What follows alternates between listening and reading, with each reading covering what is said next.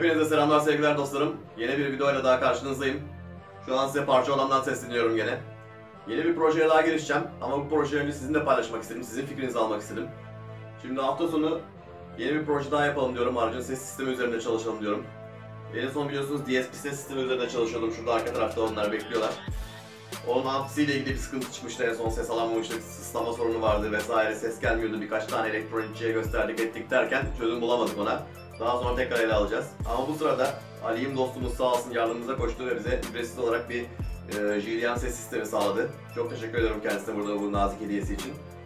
CD player'dan ve kasetçılardan oluşan bir tane sistem. Çok güzel, temiz bir sistem.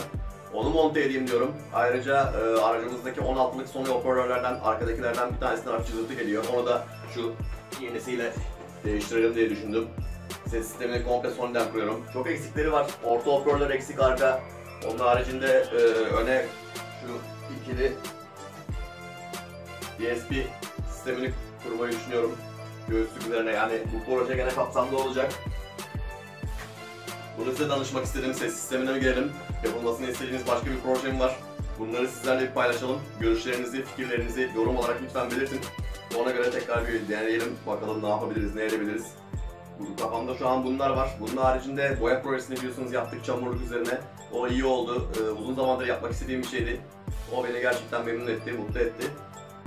Bunun haricinde göstergelerle ilgili gene çalışmalarımız devam ediyor. İşte kapasitör değişimleri vesaire falan. Yine üzerinde çalışmaya devam ediyorum. Başka kapasitörlerin amaçlarını, kullanım yollarını bulmak yolunda çalışmalarım devam ediyor. Bu ve bunun gibi çalışmalarımız var. Çeşitli şekilde devam ediyor dostlar. Ayrıca yarım kalan bir projemiz daha var biliyorsunuz. Far yıkama sistemi. Far yıkama sistemi üzerinde bir kutu dolusu parçamız var. Hepsi takılmayı bekliyor. Aşağı yukarı bütün parçalar tamam. Fakat far yıkama sistemi biraz meşakkatli ve uzun sürecek bir proje. Ön tamponun aşağı inmesi gerekiyor. Üzerinde delikler açılacak. Artı kablolaması var. Elektronik beyine giren bir modül var. Onun montajı var. Bayağı bir uğraştırmalı olacak. Bunlar için de bu projelerin hepsi için fizibilite çalışması yapmam lazım. Bu yüzden beraberce bir karar verelim diyorum. Hangi projeye yönelelim, hangi proje daha faydalı olur. Bunların yanında ürün tanıtım videolarını çekmeyi düşünüyorum sizlere. Çeşitli ürün tanıtımları, bakım ürünleri olur, otomakım malzemeleri olur, şampuanlar olur. Değişik ürünler hakkında fikirleriniz, beyanlarınız, bunlar üzerinde tartışalım. Sizin görüşleriniz dediğim gibi çok önemli. Hangi ürünün denemesini istiyorsanız yazın, paylaşalım yorumlarınızla, görüşelim. Bunun haricinde yine sizlerden gelen yorumlar dahilinde olmak üzere çeşitli çalışmalarımız devam edecek. Şu an baktığım zaman etrafımda yapılacak çok iş var. Biraz vakit sıkıntısı var. Sadece hafta sonları vakit bulabiliyorum. Geçen projemi boya projesini yapmak için 2 gün işten izin almıştım. Bu iyi oldu gerçekten. Yine böyle bu tip büyük bazı çalışmalarda gene izin kullanabilirim.